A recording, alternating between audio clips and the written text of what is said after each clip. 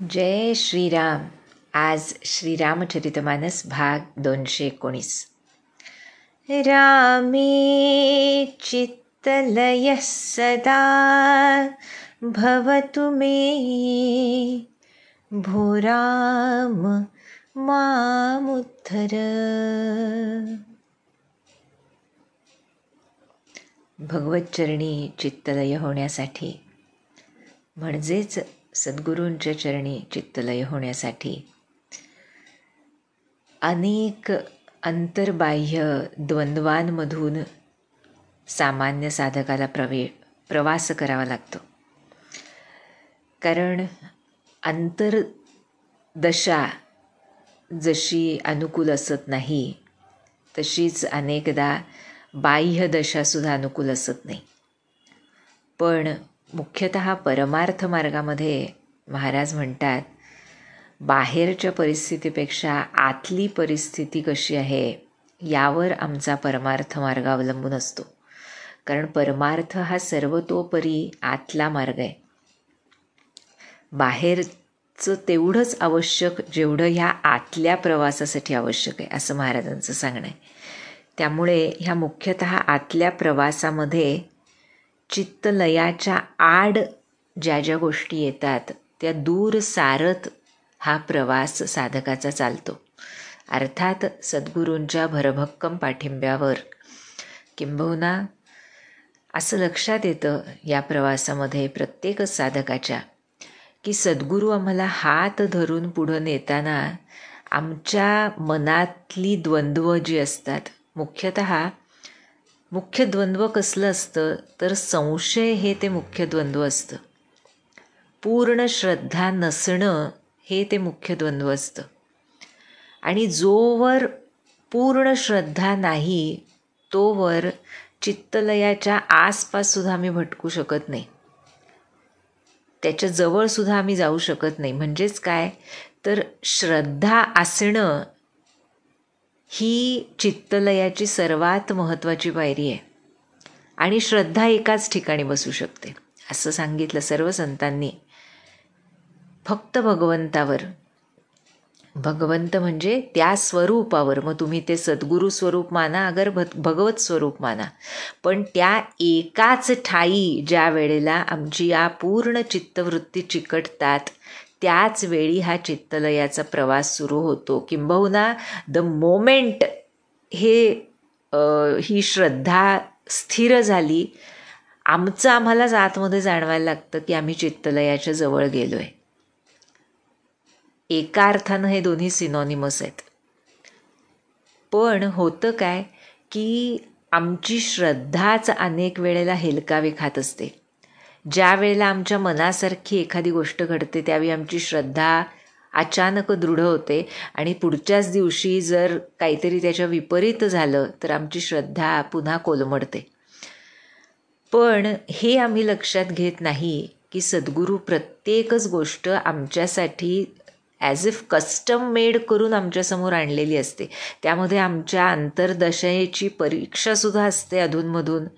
अनेक वेळा जसं म्हटलं जातं की वरून हात म्हणजे धपाटा आणि आतून आधाराचा हात असतो, कुंभाराचा जो म्हटलं जातं ना, तसा तो हात सद्गुरूंचा अखंड आमच्या पाठीवर असतो.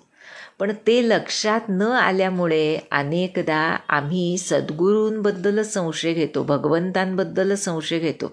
आपण जे रामचरितमानस बघतो आहोत त्यामध्ये अनेक असे प्रसंग आहेत, आपल्याला सर्वांना माहीत आहे, अगदी बालकांडापासून उत्तरकांडापर्यंत, ज्यामध्ये श्रीरामांनी असं का केलं असं विचारण्याचं धारिष्ट्य आमच्या मनामध्ये येतं. या पलीकडे आमच्या अज्ञानाबद्दल काय बोलावं. जोपर्यंत माझे भगवंत काहीही चुकीचं करूच शकत नाहीत हा भाव हृदयात घट्ट होत नाही तोपर्यंत रामायण किंवा कोणताच संतग्रंथ वाचण्याचा म्हणावा तसा परिणाम दिसत नाही. कारण कसं असतं, जो परिणाम होत असतो तो होलसम असतो, पूर्ण परिणाम असतो. पार्शल म्हणजे त्याच्यामध्ये काही भागांचा परिणाम झाला, काहींचा झाला नाही असं नसतं. कारण परिणाम हा त्या घटनांवर आधारित नसतो, तर त्या घटनांमागच्या उत्सव मूर्तीवर, भगवंतांवर आधारित असतो. आमचे महाराज म्हणायचे म्हणूनच की काय सांगतोय त्यापेक्षा कोण सांगतोय याला महत्त्व आहे. आणि ज्या वेळेला हे लक्षात येतं त्यावेळेला त्या आराध्याचे चरण सोडून आम्हाला कुठंही हलावंसं वाटत नाही. पण ते होईपर्यंत विविध प्रकारच्या शंका मनाला त्रास देतात. त्याबद्दलच एक घटना आता येते रामायणामध्ये. सुग्रीव, वाली आणि श्रीराम यांमधल्या संबंधांबद्दल जी घटना आहे त्याबद्दल.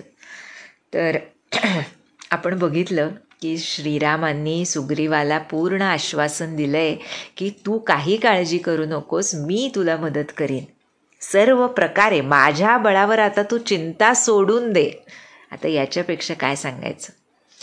खरं ना असं वाटतं भगवंत असोत, सद्गुरू असोत, इतके खाली येऊन आम्हाला समजावतात की स्वतःच्या बळाबद्दल स्वतः सांगणं हे लौकिकार्थामध्ये आम्ही चुकीचं समजतो, नाही का. पण आम्ही इतके मूढ आहोत की सद्गुरूंना स्वतःबद्दल इनडायरेक्टली का होईना पण सांगितल्याशिवाय या जीवाचा, या मूर्खाचा उद्धार होणार नाही हे त्यांना माहीत असतं. आणि त्यामुळे ते इतके खाली येऊन स्वतःबद्दल सुद्धा आम्हाला सांगतात.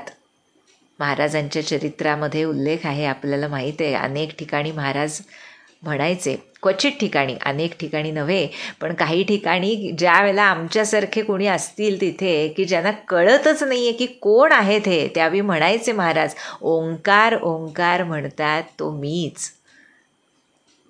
यापेक्षा आता काय सांगायचं सद्गुरूंनी. पण जसं म्हटलं तसं जोपर्यंत ती चिकित्सा बुद्धी, आमची माईक बुद्धी दूर होत नाही, किंबहुना ती दूर व्हावी याची इच्छा तरी हृदयात जन्मत नाही, तोपर्यंत अश्रद्धा आड येते. असो, तर आता सुग्रीव काय म्हणतायत रघुनाथांना. जेव्हा रघुनाथांनी सांगितलं की तू आता चिंता करू नकोस, पहा बरं पहिल्याच वाक्यामध्ये संशय आड कसा आला. म्हणतायत सुग्रीव, कह सुग्रीव सुनहु रघुबीरा, बाली महाबल अतिरन धीरा, दुंदुभि अस्थिताल देखराए, बिनु प्रयास रघुनाथ ढहाए. काय खरंच पहा.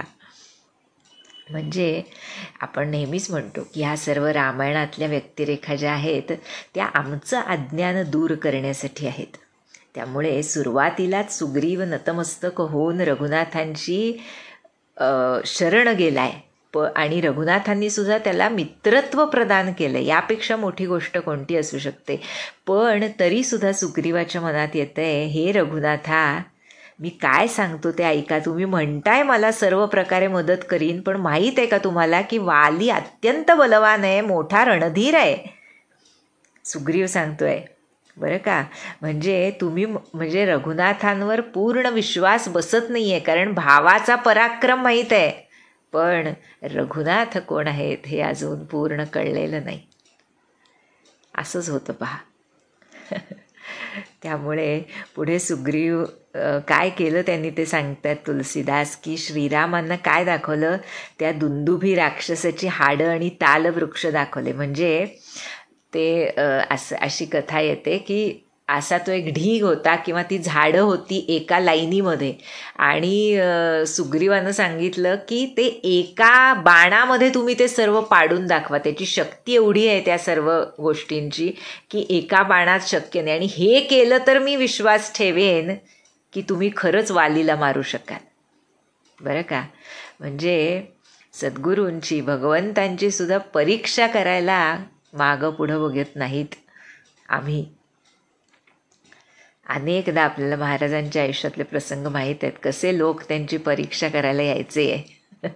आणि आमचे महाराज ज्या वेळेला हे लक्षात यायचं ना की हा मनुष्य परीक्षा करायला आलाय, तेव्हा सुरुवातीला त्याच्या कलानंच बोलायचे बरं का, की मी अज्ञ आहे, साधा माण देशचा रहिवासी आहे, मी शाळासुद्धा शिकलो नाही, मला काय माहीत असणार, तुम्ही मोठे रावसाहेब, तुम्हीच सांगावं. असं म्हटल्यानंतर किंवा आपल्याला ती गोष्ट माहिती आहे की व्यसन सोडवताना त्या व्यसनासाठी मी पैसा पुरवेन असं म्हणून महाराज त्या व्यक्तीला ते गांजा तो पुरवायचे. आणि एक दिवस असा आला की त्या व्यक्तीला वाटायला लागलं, कोण आहेत महाराज, एवढे मोठमोठे लोक त्यांच्या चरणाशी लागतात, त्यांना मी गांजा आणायला बाजारात पाठवतो. अशा रीतीनं हे संत सत्पुरुष सद्गुरू प्रेमानं जिंकतात पहा. म्हणजे त्यांना कारण माहीतच असतं की आम्ही अज्ञानी आहोत, त्यामुळे त्यांना वाईट वाटत नाही. एक प्रकारे त्यांना स्वतःसाठी तर वाईट वाटतच नाही की ही व्यक्ती माझ्यावर शंका घेते. आपण पहा कसे असतो, एखाद्या मित्रानं किंवा जवळच्यानं घरातल्यानं आपल्यावर कशासाठी तरी शंका घेतली की आपल्याला लगेच राग येतो. पण हे संत सत्पुरुष जे पूर्णत्वाला पोहोचले त्यांच्यावर जेव्हा आम्ही संशय घेतो तेव्हा सुद्धा त्यांच्या करुणेनं ते आपल्याला समजावू बघतात, सांगू बघतात की हरकत नाही, आणि तरीही प्रेम करत राहतात. त्या प्रेमामध्येच त्या शंका निवृत्तीचं बीज असतं. त्यामुळे इथे श्रीरामांनी सुद्धा सुग्रीवांनी अशी शंका घेऊन सुद्धा त्याच्या मनाचं समाधान केलंय. ते ताल वृक्ष एका बाणामध्ये रघुनाथांनी पाडले अशी कथा येते, ह्याच्यामध्ये ते दिलेलं नाही, पण एवढंच दिलं आहे की बिनु प्रयास रघुनाथ ढाय, की एका सहजासहजी रघुनाथांनी ते पाडले आणि एक प्रकारे सिद्ध केलं स्वतःचं बल सुग्रीवापुढे. किती चुकीची गोष्ट वाटते ना म्हणायला सुद्धा. रघुनाथांना आपलं बळ प्रूव्ह करायला लागावं, पण यापेक्षा मोठं कंपॅशन, ज्याला मी करुणा दया म्हणतो, दयाच खरं असू शकत नाही. म्हणून आमचे ब्रह्मानंद महाराज म्हणतात दया सिंधू आहेत महाराज. कारण आमचं कल्याण व्हावं यासाठी स्वतः पूर्णत्वाला पोहोचलेलं असूनही आमच्यासारख्या अपूर्णांच्या मध्ये येऊन स्वतः काय करू शकतात ह्याची चुणूक आम्हाला देत राहणं, ह्यापेक्षा मोठी दया काय असू शकते. आणि ती कशासाठी, तर या जीवाचा उद्धार व्हावा. हा माझ्याकडे आला तर त्याचा उद्धार होईल. यावर विचार केला तर सद्गुरूंच्या दयेचा थांगच लागू शकत नाही. It's totally unfathomable. आणि हे कळलं की मग ते चरण सुटत नाहीत. अशा रीतीनं श्रीरामांनी दाखवलं करून. आणि मग देखी अमित बल बाढी प्रीती, बाली बध बईन भई परतीती, बार बार नावई पदसीसा, प्रभु ही जानी मन हर्ष कपीसा. श्रीरामांनी दाखवल्यावर ते अपरिमित बळ बघून सुग्रीवाला श्रीरामांविषयी असणारं प्रेम वाढलं बरं का. आता हे वालीचा वध नक्की करतील असा त्याला विश्वास वाटू लागला. आणि मग सुग्रीव वरचेवर श्रीरामांच्या चरणी नतमस्तक होऊ लागला. पुन्हा आमच्या महाराजांचं वचन आठवतं, हरकत नाही, सकाम भावनेनं का होईना भगवंताकडे या.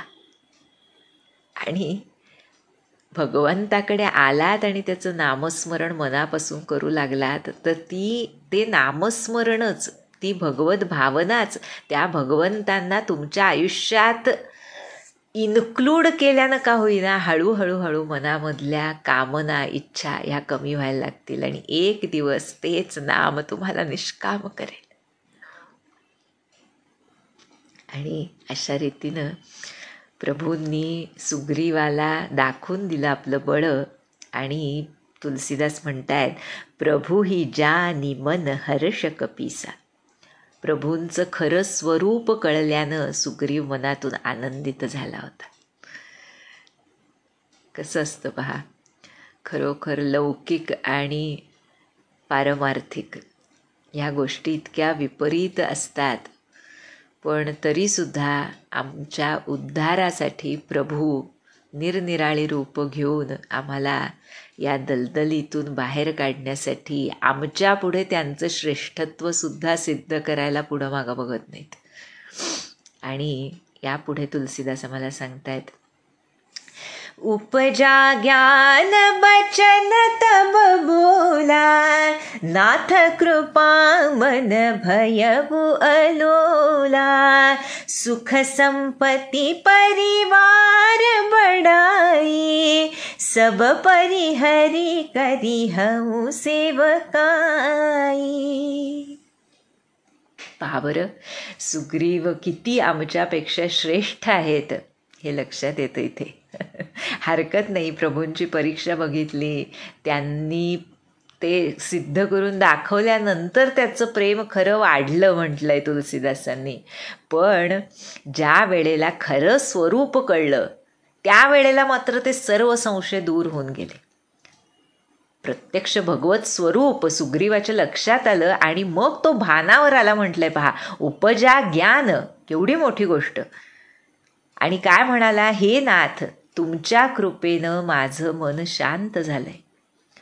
त्यामुळे मन शांत झाल्याचा परिणाम काय झालाय पहा. सुग्रीव काय सांगतायत, म्हणाले, सुख संपत्ती परिवार आणि बडाई, मोठेपणा मान मरातब, हे सर्व सोडून मी फक्त तुमची सेवा करत राहीन. पहा बरं, अनेकदा आम्ही म्हणतो पहा की सेवाभाव आमच्या हृदयात काय येत नाही. कारण सेवाभावासाठी जे शांत अंतःकरण लागतं ते त्या सद्गुरूंबद्दल भगवंतांबद्दल शुद्ध ज्ञानानंच निर्माण होतं अंतःकरणात. ज्ञान म्हणजे इथे आत्मज्ञान असाही अर्थ नाही, त्याच्या बरंच अलीकडे सुद्धा ज्यावेळी भगवंतांचं सद्गुरूंचं स्वरूप काय आहे, त्यांचं बळ काय आहे याबद्दल विश्वास दृढ होतो, निष्ठा दृढ होते, त्यावेळेला मन शांत होतं. आणि मन शांत झालं ह्याची परिणतीच कशात होते, तर त्या सेवाभावामध्ये, त्या दास्यभावामध्ये, त्या अखंड त्यांच्या चिंतनामध्ये होते. आणि त्यामुळे म्हणतायत सुग्रीव, मी सतत तुमची सेवा करत राहीन. कारण काय सांगतायत तेही पुन्हा सुग्रीवच सांगतायत बरं. म्हणाले, ए सब राम भगति के बाधक, कहि संत तव पद अवराधक, शत्रु मित्र सुख दुख जग माही, माया कृत परमारथ नाही. म्हणतायत सुग्रीव की सर्व सुखसंपत्ती जी आहे ती रामभक्तीच्या विरोधी आहे असं संत सांगतात. बाधक आहे रामभक्तीला, नाही का. महाराज म्हणतात, सर्व संत म्हणतात ना की सुखसंपत्ती असताना अनेकदा आम्ही त्यामध्येच मशगूल असतो. कुणामुळे ती मिळाली आहे त्याचा विसर पडतो. आणि मग ज्यावेळी त्याला ओहोटी लागते त्यावेळी मग आम्हाला देव आठवतो की बाबा रे, आता हे एवढं दुःख आलंय तर ते दूर करण्यासाठी मी तुझी आराधना करतो, उपासना करतो, तीर्थयात्रा करतो. त्यामुळे सुखसंपत्ती असणं हे रामभक्तीच्या विरोधी आहे असं संत सांगतात, म्हणतायत सुग्रीव. आणि म्हणतायत की जितके म्हणून मित्र आणि शत्रू आहेत या जगामध्ये किंवा सुखदुःख आहेत, ती सर्वच्या सर्व मायाकृत आहेत, मायेनं रचलेली आहेत, पण परमार्थतः ती खरी नाहीत. या जगामध्ये जे दिसतंय ते सर्व मायाधीन आहे.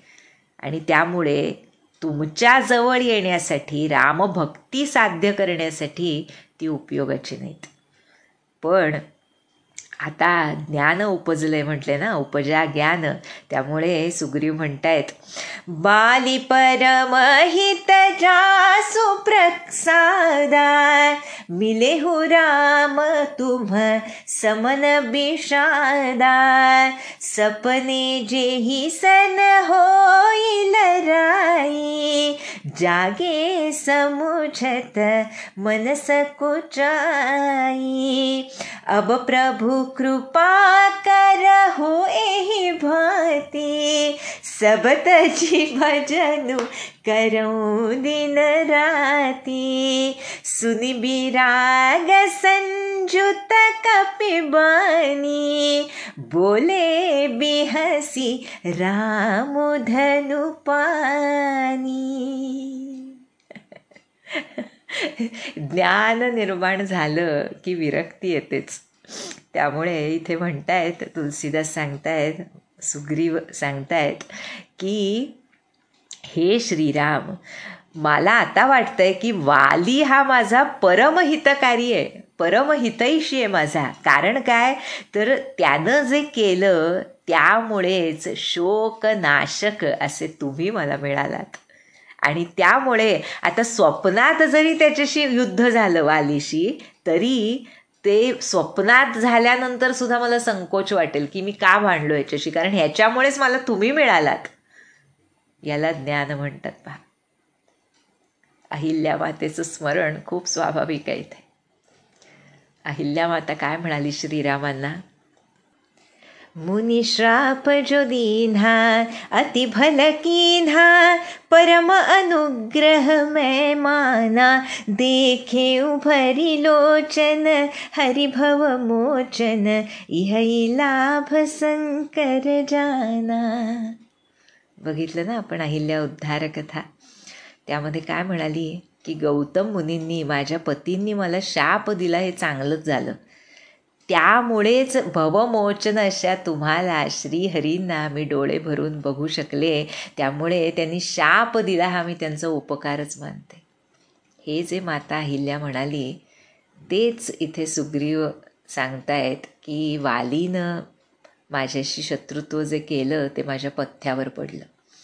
म्हणजेच काय, खरी प्रभू कृपा, खरी सद्गुरू कृपा, सद्गुरू मिळणं, भेट होणं, दर्शन होणं आणि त्याही वर जाऊन त्यांच्यावर पूर्ण प्रीती आणि निष्ठा निर्माण होणं, याच्या पलीकडे आयुष्यामध्ये काही मिळवायचं उरत नाही सत्शिष्यांसाठी.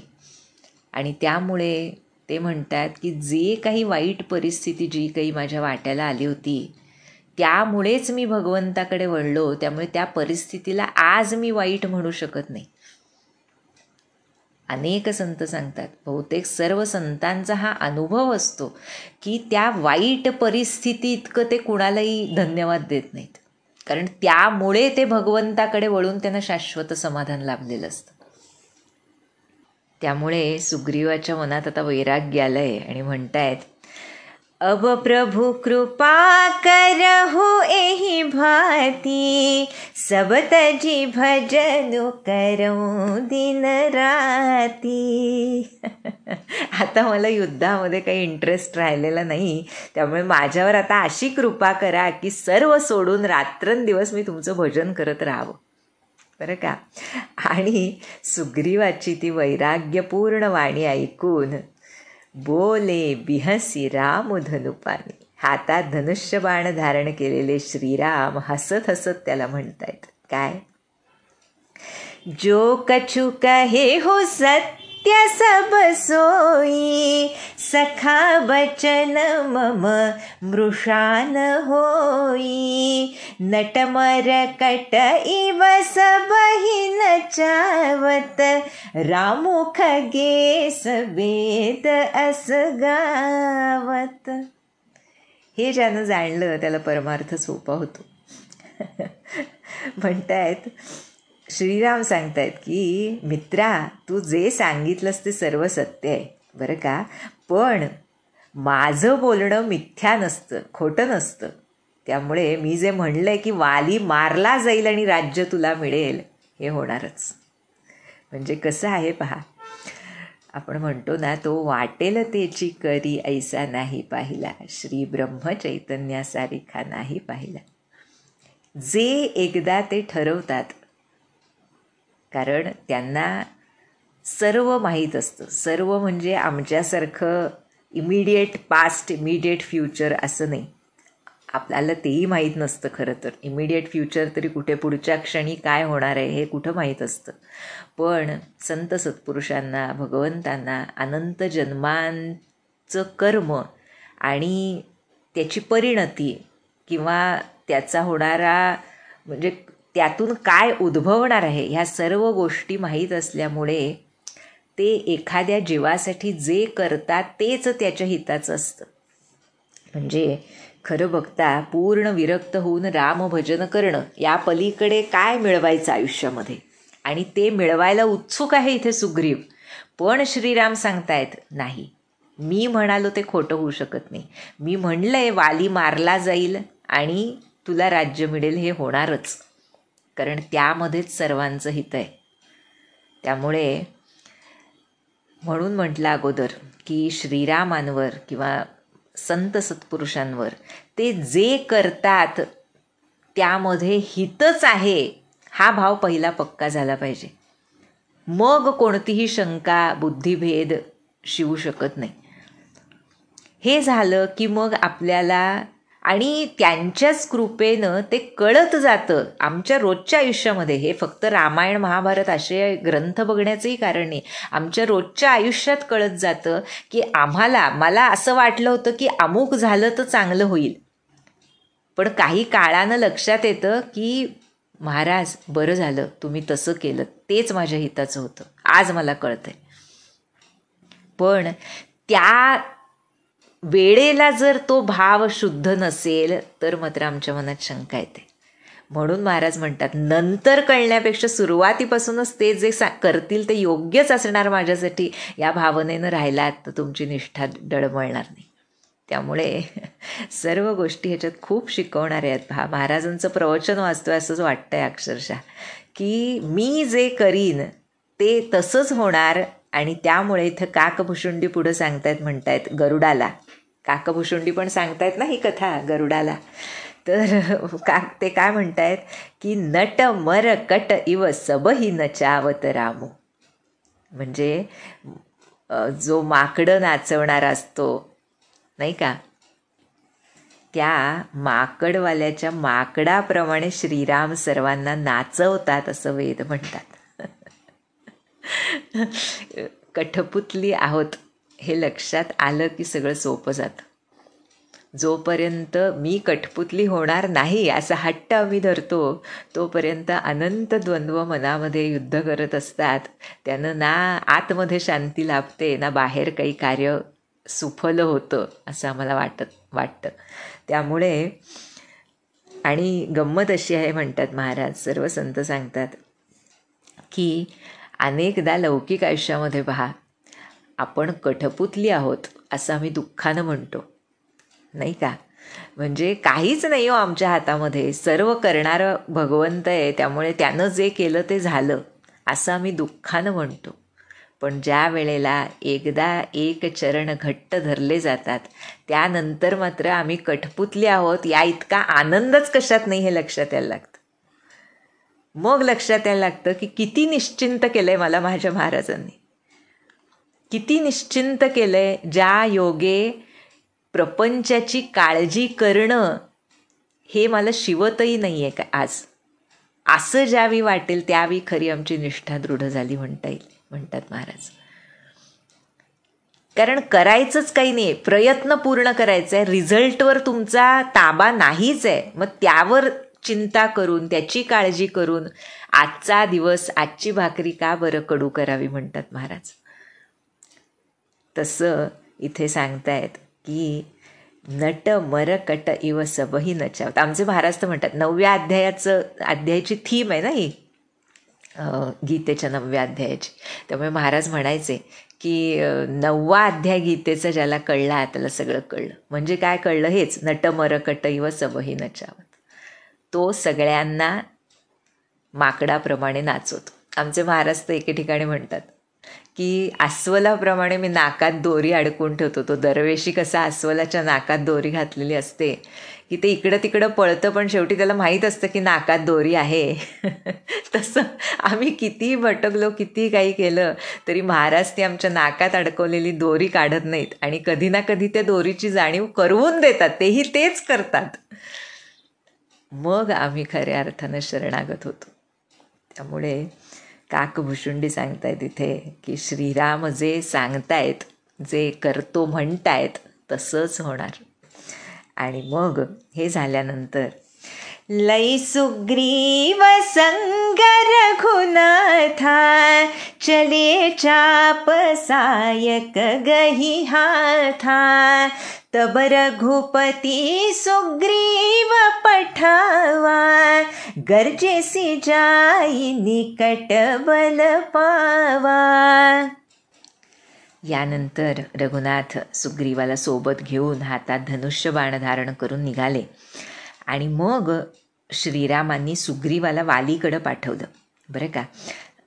आणि वालीचा आता संशय पूर्ण निराकरण झालं आहे की श्रीरामांचं बल समजलं आहे. त्यामुळे त्यांच्या बलावर वालीजवळ जाऊन जो सुग्रीव अत्यंत भीत होता, पहा बरं, त्याला जेव्हा रघुनाथांच्या बळाची यथार्थ कल्पना आली त्यावेळा मात्र वालीजवळ जाऊन त्यानं गर्जना केली, युद्धाला ललकारलं त्याला. बरं का. आणि ते ऐकून सुनत बाली क्रोधातुर धावा गही कर चरण नारी समुझावा सुनुपती जिन्हहि मिले सुग्रीवा ते द्वौ बंधु तेज बल सीमा कोसले ससुत लक्ष्मण रामा कालहु जीती सकही संग्रामा. ती गर्जना सुग्रीवाची ऐकताच वाली क्रोधानं धावून गेला त्याच्यावर. पण त्याची सुविद्य पत्नी तारा, आपल्याला माहीत असेल, अत्यंत पतिव्रता, अत्यंत तीक्ष्ण बुद्धीची, ज्ञानी अशी ही विदुषी होती. बरं का. पातिव्रत्य धर्मानं अपार तेज तिच्याजवळ होतं. तिनं आपल्या पतीचे, वालीचे पाय धरून तिला समजावलं की नाथ, मी सांगते ते ऐका. सुग्रीव ज्यांना भेटलाय ते दोन्ही बंधू राम लक्ष्मण अतुल पराक्रमी आहेत, बळाची परिसीमा आहेत.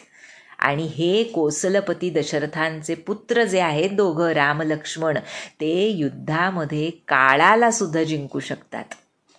अशी अजिजी करून तारानं समजावलं वालीला. पण इथं आता आम्हाला तुलसीदास सांगतायत वाली काय म्हणाले.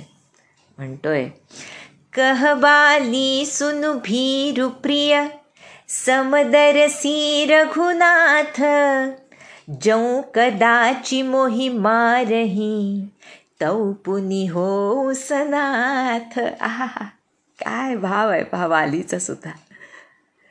वाली म्हणतोय, हे भीरू, हे म्हणजे घाबरू नकोस प्रिये, ऐकून ठेव. तू खूप भित्री आहेस, पण तू मी सांगतो ते ऐकून ठेव.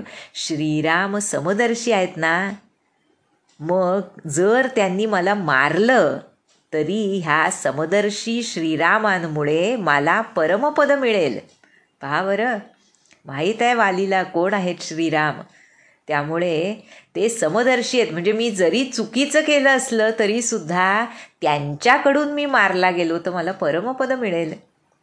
आणि हे होऊन मग नंतर वाली असं काही चला महाभिमानी तृण समान सुग्रीवहि जानी भिरे उभौ बाली अति तर्जा मुठी कामाधी महाधुनी गर्जा तब सुग्रीव बिकल होई भागा मुष्टि प्रहार वज्र समलागा मैं जो कहा रघुबीर कृपाला बंधु न होई मोर यह काला.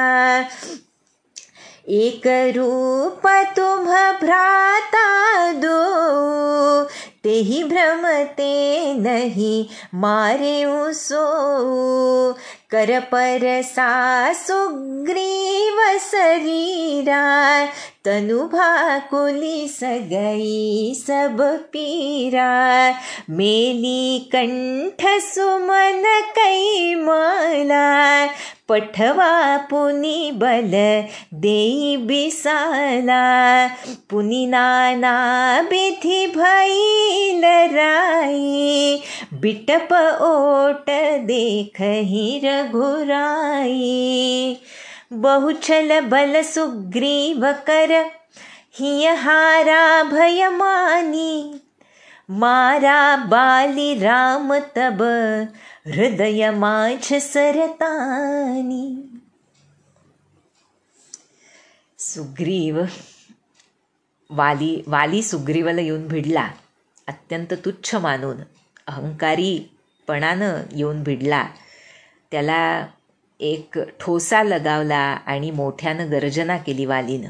तेव्हा सुग्रीव व्याकुळ होऊन पडलाय.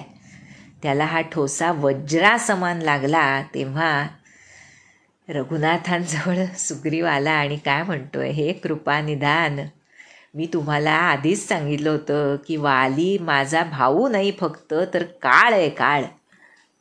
पहा बरं, म्हणजे रघुनाथ ज्या ज्या गोष्टी करतात, आता सहज लक्षात येण्यासारखं आहे. पुढं रघुनाथांनी मारलं, ती गोष्ट येतीच आहे आता. तर अगोदर त्यांना समजणं अवघड होतं का वाली कोण, सुग्रीव कोण. पण सुग्रीवाच्या मनात अजून थोडा कुठेतरी संशय आहे की खरंच रघुनाथ मारू शकतील की नाही वालीला. पहा बरं, एवढं सांगून सुद्धा जसं म्हटलं जातं की श्रद्धा 100% निपजणं ही जवळजवळ आम्ही त्या भगवंताच्या दारात येऊन पोचल्याची पायरी आहे. कारण श्रद्धा आहे म्हटल्यानंतर संशय नाही, आणि संशय 1% जरी असला तरी त्याच्या श्रद्धेला पूर्ण मातीमोल करतो. त्यामुळे त्यासाठी रघुनाथांनी काय केलं की त्याला एक उपाय सांगितला की तुम्हा भावांचं एकसारखं रूप आहे, त्यामुळे मी त्याला मारू शकलो नाही असं सांगितलं. एका दृष्टीनं आता तरी सुग्रीवाच्या लक्षात यावं की आपल्या मनात जोवर संशय आहे तोपर्यंत पूर्ण भगवत कृपा मला मिळू शकत नाही. यासाठी रघुनाथ त्याच्या पायरीवर उतरून त्याला सांगतायत की त्यामुळं मी मारू शकलो नाही. मग सुग्रीवाला श्रीरामांनी स्पर्श केला आणि मग त्याचं शरीर वज्रासारखं झालं आणि त्याची शरीर पीडा नाहीशी झाली. ज्याच्या एका स्पर्शामुळे सर्व पीडा नाहीशी होऊन बल संचारतं, त्याला वाली कोण आणि सुग्रीव कोण हे न कळणं शक्य आहे का. त्यामुळे सर्व जे करणं असतं भगवंतांचं असो सद्गुरूंचं असो, ते आमच्या मनातल्या संशयाचं पूर्ण निराकरण करण्यासाठी असतं. हे पहिल्याच पायरीवर ज्यानं जाणलं तो लवकर सद्गुरूचरणी पोहोचतो. असो, तर मग श्रीरामांनी सुग्रीवाच्या गळ्यात फुलांची माळ घातली आणि पुन्हा त्याला एक प्रकारे प्रोत्साहित करून युद्धाला पाठवलं. वाली सुग्रीवामध्ये अनेक प्रकारे युद्ध सुरू झालं. श्रीराम वृक्षाआडून ते बघतायत. अनेक आक्रमक पवित्रे घेऊन बघितले सुग्रीवानं, पण शेवटी भयामुळे तो निष्प्राण झाला, जवळजवळ व्याकुळ झाला. वाली पुढं त्याचं काही चालेना आणि त्यावेळी श्रीरामांनी बाण खेचून वालीच्या छातीवर मारला. हे झाल्या पराबिकल मही सरके लागे, पुनि उठी बैठ देखी प्रभु आगे, श्याम गात सिर जटा बनाए, अरुण नयन सर चाप चढ़ाए. बाण लागताच वाली व्याकुळ होऊन खाली पडला, पण श्रीरामानं बघून तो उठून बसला. श्यामल शरीर भगवंतांचं, मस्तकावर जटा, लालसर नयन आणि धनुष्यबाण सज्ज केलेले असे भगवंत. त्यांना बघून काय केलं वालीनं? पुनी पुनी चितई चरण चित दीन्हा, सुफल जन्म माना प्रभु चिन्हा. हृदय प्रीति मुख बचन कठोरा, बोला चितई राम की ओरा. धर्म हेतु अवतरे हो गोसाई, मारे हो मोही व्याध की नाई. मैं बैरी सुग्रीव प्यारा, अवगुण कवन नाथ मोही मारा. अशा सुंदर मुखकमलावर वरचेवर भगवंतांकडे बघत वालीनं आपलं चित्त प्रभुचरणी लावलं. प्रभूंना ओळखल्यामुळं आपला जन्म सफळ झाला असं त्याला वाटलं. त्याच्या मनामध्ये प्रेम आहे. हृदय प्रीती मुखवचन कठोरा. हृदयात प्रीती आहे पण मुखामध्ये कठोर शब्द आहेत. आणि श्रीरामांकडे असं बघत म्हणतोय वाली, स्वामी तुम्ही धर्मरक्षणासाठी अवतार घेतलाय असं मी ऐकलंय. असं आहे तर मग एखाद्या व्याधाप्रमाणे, एखाद्या शिकाऱ्याप्रमाणे तुम्ही मला लपून का बरं मारलं? मी तेवढा वैरी आहे तुम्हाला, सुग्रीव तेवढा प्रिय आहे असं का? हे नाथ, कोणत्या दोषाकरता तुम्ही मला मारलं बरं का? आणि हे विचारल्यावर श्रीराम सांगतायत, अनुज बंधु भगिनी सुत नारी, सुनुसठ कन्या समये चारी. इन्ही कुदृष्टि बिलो कई जोई, ताही बधे कछु पापन होई. मूढ तो ही अतिशय अभिमाना, नारी सिखावन करसिन काना. मम भुज बल आश्रित तेहि जानी, मारा चहसी अधम अभिमानी. कोणत्या दोषाकरता मला मारलं या प्रश्नाचं उत्तर देत आहेत श्रीराम. म्हणाले, हे मूढा ऐक, लहान भावाची पत्नी, बहीण, स्वतःच्या मुलाची पत्नी आणि कन्या या चारही सारख्या आहेत. सारख्या आदरास म्हणजे त्यांच्याप्रती आदर असलाच पाहिजे अशा आहेत. कोण कोण सांगितलं? लहान भावाची पत्नी, बहीण, मुलाची पत्नी आणि कन्या. आणि यांच्याकडे जो वाईट नजरेनं पाहतो त्याला मारण्यात कोणतंही पाप नसतं. इन्ही कुदृष्टी बिलो कै जोई, ताही बधे कछु पाप न होई. हे श्रीरामांनी त्या वालीला दिलेलं उत्तर आहे. कोणत्याही तऱ्हेनं असं पाप मिटवण्यामध्ये काही चूक नाही. आणि पुढे म्हणतायत, हे मूढा, तू फार अभिमानी आहेस. स्वतःच्या पतिव्रता पत्नीच्या बोलण्याकडे सुद्धा तू लक्ष दिलं नाहीस. सुग्रीव माझ्या बाहुबलाचा आश्रित आहे हे माहीत असून सुद्धा अधमपणानं, गर्विष्ठपणानं तू त्याला ठार मारायला निघालास. अशा रीतीनं श्रीरामांनी त्यानं विचारलेल्या प्रश्नाचं चोख उत्तर दिलंय. जेव्हा जेव्हा आमच्या हृदयामध्ये भगवंतांबद्दल, सद्गुरूंबद्दल ते समदर्शी नाहीत, इतर कुणावर अधिक कृपा होते, आमच्यावर कमी कृपा होते असं का हा प्रश्न येतो, त्यावेळेला हे श्रीरामांचं उत्तर आठवून त्यामध्ये आमची काही चूक होते का हे चाचपावं यासाठी ह्याचा उपाय आहे श्रीरामांच्या तोंडी. यामध्ये जे दिलंय ते जसजसं कमी होत जाईल, जसजसं नाहीसं होत जाईल, तितकी तितकी प्रभू कृपा, शुद्ध कृपा जी सर्वांवर समान वर्षाव करते ती आम्हाला जाणवायला लागेल. त्यामुळे हे झाल्यानंतर आता वाली म्हणतोय, सुनहु राम स्वामी सन चलन चातुरी मोरी, प्रभु अजहू मैं पापी अंतकाल गती तोरी. वाली म्हणतोय, श्रीरामा तुम्ही सांगितलं, तुम्ही स्वामी आहात, त्यामुळे तुमच्या पुढे मी काही बोलू शकत नाही, तुमच्या चातुर्यापुढे माझं शहाणपण काही चालू शकत नाही. त्या कंडिशनमध्ये सुद्धा वालीला हे उपजा ज्ञान म्हणू शकतो आपण, की लक्षात आलं की ते जे सांगतायत ते बरोबर आहे, ह्याच्या पुढे मी काय बोलणार. त्यामुळे तो म्हणतोय की प्रभो, पण बरोबर आहे तुम्ही म्हणता ते, पण अंतकाळी तुमचा आश्रय मिळून सुद्धा मी पापी राहिलो का. पहा बरं किती गोड प्रश्न आहे. म्हणजे अंतकाळी का होईना प्रत्येक जीव हा आत्म्याच्या निकट पोहोचलेला असतो, कितीही अधम पापी दुराचारी अभिमानी अहंकारी असो, पण तिथं जवळ पोहोचल्यामुळे, कारण त्याला स्वतःच्या बलाचा अहंकार अंतकाळी नाहीसा होतो. तो जेव्हा सर्व चांगलं असताना नाहीसा करतो तो संत, नाही का. त्यामुळे वालीला त्या वेळेला समजतंय की तुमचा आश्रय मला मिळाला तरी मी पापी राहिलो का.